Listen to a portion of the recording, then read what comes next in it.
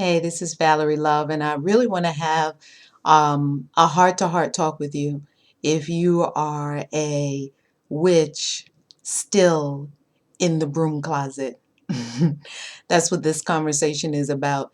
And the reason I'm sending this message out is because for a long time I was a witch in the broom closet, and I didn't want to come out.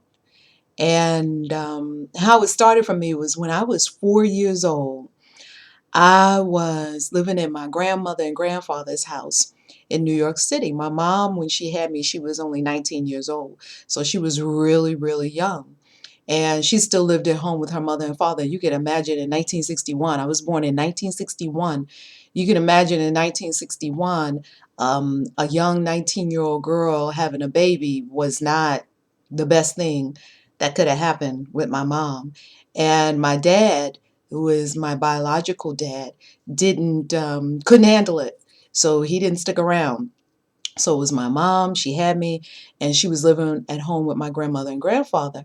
And we lived in New York City, and we lived at, I never forget, 2815 8th Avenue. Now it's called, I don't know what they call that avenue now because I don't live in New York anymore. I haven't lived in New York in years.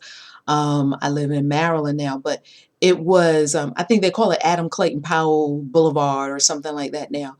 But at any rate, or Frederick Douglass, I think it's Frederick Douglass. But anyway, when we were living in at 2815 8th Avenue, and we lived on the second floor, and it was a railroad apartment.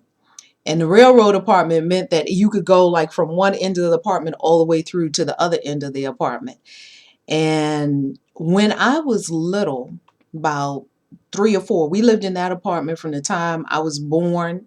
I lived there until I was about 8, with the exception of just for a few months when I was first born. My mom took me to Ohio when I was about, I don't know, when I was an infant.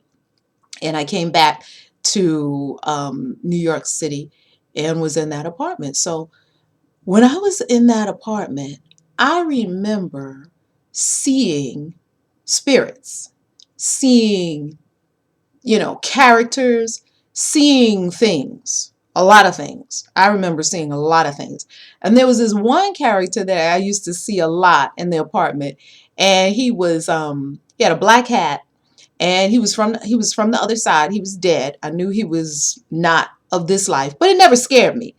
At 4, it didn't really scare me at all. But I knew that he wasn't savory, that he didn't have good intentions. And I didn't know what that meant, and I wasn't afraid. I just knew that he wasn't someone that was there for, let's say, the good of all involved, let's just say. So that whole idea of seeing spirits and knowing that something was going on in me, I could see things, I could figure out things, I knew stuff from very young, very as young as I can remember. I saw people and non-people, spirits and humans equally. When I turned about, like from the age of about 8, 9, 10, in that area, in that age, I didn't talk a lot. I know that's almost hard to believe now, as much as I talk now, but I didn't talk a lot. And my mom, I just sort of stared at people, just kind of like that. And my mom's friends, they used to tell her, tell that girl to stop staring at me, because sometimes I would look at them and I could just see everything. Like I could see if somebody was, if one of my mom's girlfriends was like sleeping with somebody else that wasn't her husband. And I could just see stuff. It was like I could see their whole life just looking at them. And I didn't know what I was looking at. So I just looked, and it was no judgment, because it wasn't like it was good, bad, wrong, right, indifferent, whatever. It just was. It just was my experience. And at that age, I didn't judge it for anything. Somewhere around the same time, my mom, when I was about 4, she found out about Jehovah's Witnesses, and she began to study with Jehovah's Witnesses and take us to the Kingdom Hall. And by then, my younger brother was born, who's 2 years younger than me. And slowly, the third eye kind of closed. Slowly, it closed, because the witness story party line or the story was, if you see anything, it's a demon. Because angels don't show themselves anymore. They only did that back in the Bible times. They don't do that anymore. And if you see anything, you ain't supposed to be seeing nothing. And if you see anything, it's the demons. And the demons are problematic. The demons were always a problem. So I in fear, the third eye slowly closed. And for a long time, I could still feel and ascertain things, but I didn't see things the way I saw them when I was little because of the continual conditioning from the religion. The continual religious conditioning was, if you see anything, it's a demon. So you hear that over and over and over again. I was being conditioned and programmed.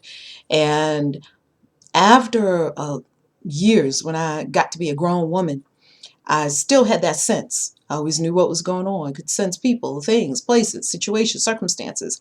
And so when I decided at 30, somewhere around 30, that this wasn't my walk, this wasn't for me, about 20 years ago, because as I create this, I'm 50. I just turned 50.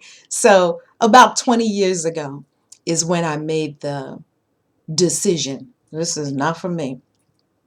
And so I started studying and meditating and seeking teachers and reading books and devouring books on spirituality and personal growth and personal development.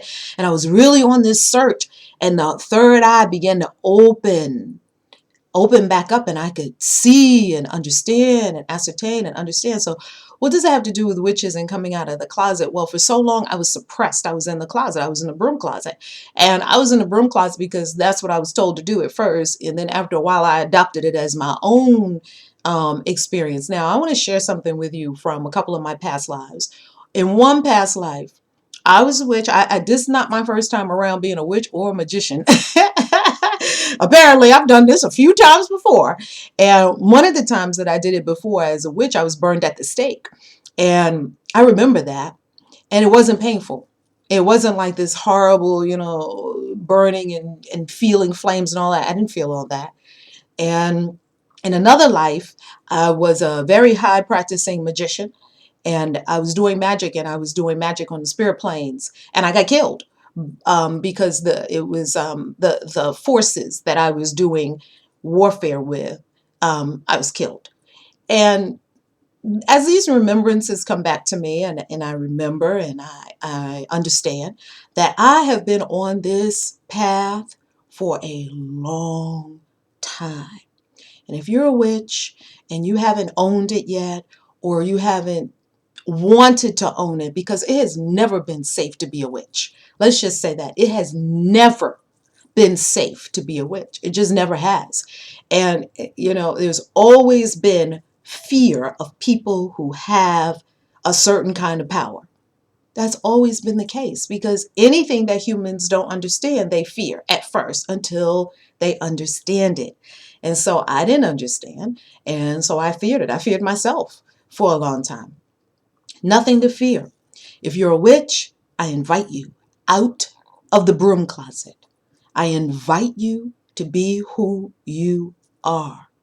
I invite you to get your broom, ride it, get your wand, let it find you, get your crystal, get all of your magical accoutrements that you require to live your life as the magical, wonderful, mystical creature you are created to be. One day I had a long talk with God, and I was like, I didn't ask to come here like this. And God said, I made you this way. I made you this way, and this way delights me. And that whatever God made you to be delighted in it, because God is certainly delighted in who you are. God is delighted in who you are. Whatever that is, witch, warlock, whatever it is, God is delighted in who you are because God made you that way. So be happy with who you are.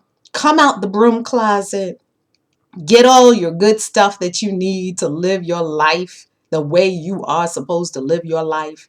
And I'm going to leave you this one thing that I read in a book. I was in Barnes and Noble, and I knew that there was a book trying to get my attention. There was a message my spirit guides wanted me to get, because they started to rock me back and forth, and I'm standing there and rocking, and I no, okay, what is it? Okay, something on the other side wants my attention. Okay, it's in this section somewhere. I'm looking, and the rocking is coming from my feet. So I looked down at my feet, and there was a whole row of magic books and witchcraft, magic, and whatnot. So I picked up one of the books, and this is what it said. I don't even remember who wrote this book. This is one of the wonderful books that I picked up, and it said, "You can have all the first, before I say that, this is how it started. A witch is born a witch. A witch is born, not made. You can have all the accoutrements of a witch, that won't make you a witch. And you can not have the accoutrements of a witch. And if you were born a witch, not having that stuff doesn't make you not a witch. So if you are a witch and you're born a witch, be a witch. And you know it, because a witch is born and not made." I leave you with that. Is Valerie Love. I love you just the way you are. Don't change anything about yourself. Because you know why? Because I love me just the way I am. And I fall more and more in love with me every day. And that feels good. It feels like the proper order of things. It feels like God's way. God's way is love. I love you. Have a beautiful day.